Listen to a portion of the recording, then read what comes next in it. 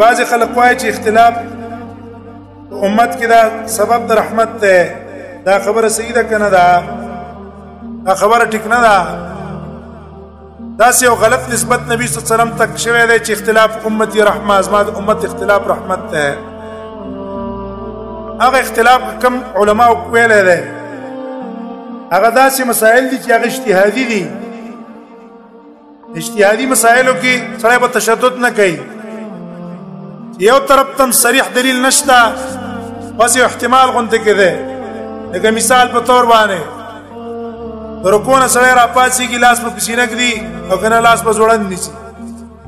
په دې کې یو طرف تم صریح روایتونه نشته. ټول په عموماتو استدلال دی. که څوک لاس ږدي عمومات، ارسال دی، هغې صریح روایت ورسره نشته چې رسول الله لاس زوړند نیولی. دا اجتهادي مسله شوه.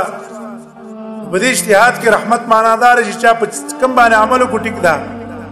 اوس موږ پښتانه باندې رحمت نه به عذاب جوړ کړي، به یو بل څه بحثونه کوي، یو بل څه لانجې کوي او به یو بل باندې فتوا ورکوي ستا لمونځ خراب دی فلان دی. نه، که چا په کوم باندې عمل وکړو بس دا جایز دی.